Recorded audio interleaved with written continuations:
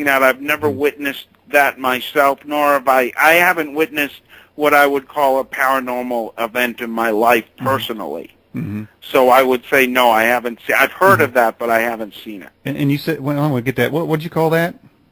Glamour. Okay. As that's like Cindy, like glamorous. Cindy Crawford is glamorous. Right. Okay, so that is a sort of a level in witchcraft? That is a Wicca term. It's actually a way of making people appear differently than they are. Mm-hmm.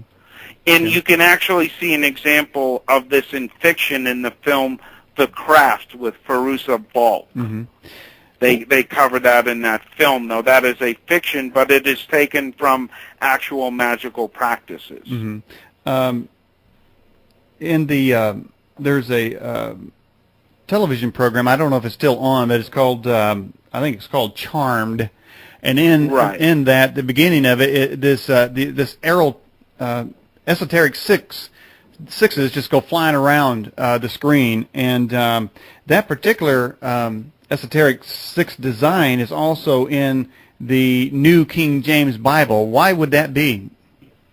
That's very strange. I don't have an answer for that as far as the King James Bible goes. Mm-hmm. But the number 666 is, it's repeated throughout occultism, including witchcraft. And one thing I should point out about witchcraft, Daniel, is that also has links to Aleister Crowley in that the man who coined the phrase Wicca, Gerald Gardner, who's the father of modern witchcraft, was a follower of Aleister Crowley, and many of the initiations he developed are taken directly from Crowley's rituals that he had in the Ordo Templi Orientis, which was a satanic sex cult he ran. Whoa. And the original Wicca movement was a Crowleyite movement. Crowleyite. I wonder now that boy's dead now, but does he still have followers? Are there, or is that a growing movement? Crowleyites? Crowley? Yeah, Crowleyites. Oh yeah, it's. Just go to Google and put his name in, and you'll get like millions and millions of hits. Sure, really? He's hugely influential. Really? Yeah. Okay, so he lives on. He lives on in the sense that his teachings really saturate our culture. It's quite amazing. He's on the cover of Sgt. Pepper's Lonely Hearts Club Band. He's one of the people in the background. He's one of the most unknown influential people on Earth. Now, here's a bizarre fact for you, Daniel. All right.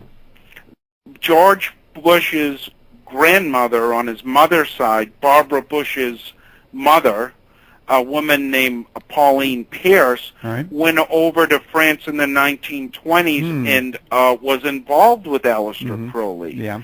And there is a suggestion that Barbara Bush is actually the illegitimate daughter of Aleister Crowley. Wow. Because when you look at, she was born exactly 9 months after she returned from France when she was sleeping with Aleister Crowley, and if you go to my Satanic Crime Multimedia page at WilliamHKennedy.com, I put a photograph of Aleister Crowley next to Barbara Bush, and they look virtually identical. Barbara Bush looks like Aleister Crowley's daughter.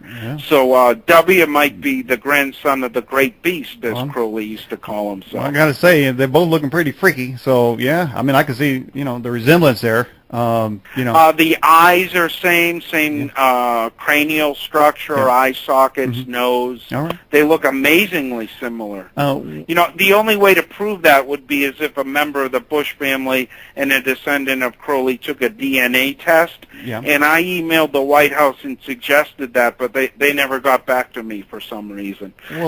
Well, I guess it's not going to happen. Well, let's somebody go down there to Crawford, Texas, and grab that old Haig's hair, man, and send it down to the. I'm sorry.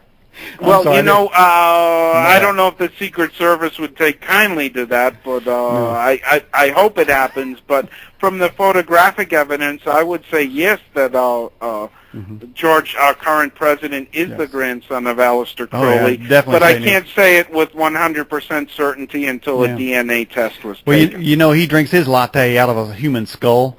He's a very bizarre fellow. George W. Bush. He's a member of the Skull and Bones and the Bohemian Grove. He claims to be an evangelical Christian, but he's one of the most occult people I've ever heard of. Yeah. Very bizarre man. By the way, that earlier when I said the Exoteric 6 design is in the new King James Bible, not in the existing, the original one. We have this question in. I guess it's a statement. Somebody suggests that W is Hebrew symbol for 666. So I don't know if that works for the old W, but now he seems to be a friend of the Christians, though. It seems like he's has this whole government program to assist religious organizations. Is that a ruse, or does he got some kind of stealthy plan behind that? Is he hypnotizing the religious community with the possibility of getting a government grant to spend? Okay, these faith-based initiatives is just a way so the government doesn't have to supply people with food, shelter, and health care. So that's just a way of passing the buck on to religious groups and churches and things. And even the Church of Scientology is trying to get some of that money. So that's just a political ploy so that the government doesn't have to take responsibility for people, frankly. All right. And I think that's all that is. Okay. Hey, we have this question. Was Charles Haddon Spurgeon a Freemason? I've heard he was. I'm not certain, though. Okay. I had heard that. Yeah. Yeah. And they're secretive. They don't give out lists of members. And I opened up the second hour of this broadcast with Stevie Nicks singing Ryan, and many, well, I don't know many, but I have seen the lore. Sort of the lore is that she was a witch. You know anything about that? I've heard that members of Fleetwood Mac, like a lot of '60s group, were involved in various occult and mystical practices. I don't know if Stevie Nicks is currently involved in it, but she was back in the '60s and '70s. Yeah. Do you know what the acronym is for Kings in Satan's Service? No. I'd like to know, though. It's KISS. KISS, yeah. I've heard the band, like as in the band, yeah. Yeah, I'm sure that the Pope rocks out the KISS, But I was just wondering, is rock and roll in general? Do you think that some of those groups, like the Bathead Eaters, like Ozzy Osbourne, yeah. Do they get their celebrityism, their success, by cavorting with the demonic spirits? Well, I will say that. I'm sorry, I got some feedback. Okay. Do some of the success of the rock and roll groups come from making agreements with Lucifer or demons?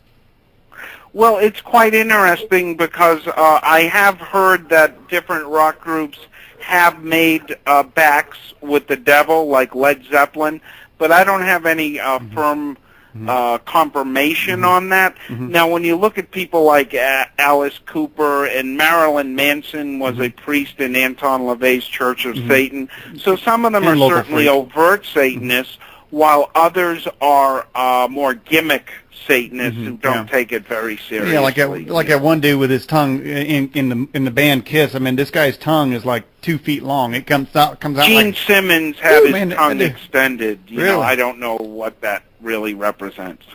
Tongue of pig. You'd have to ask him. Tongue of pig. I mean, I don't know what's going on with that thing. But that thing, man, you don't want that thing get around your neck and choke you. But so all right, so. And I'm still wondering, though, is these connections with occultism and the demonic activity associated with it, do people access a power other than, say, the white light? Is there a dark power? Do they get to change things if they do? Well, I would say so. Black magic, which technically is the petition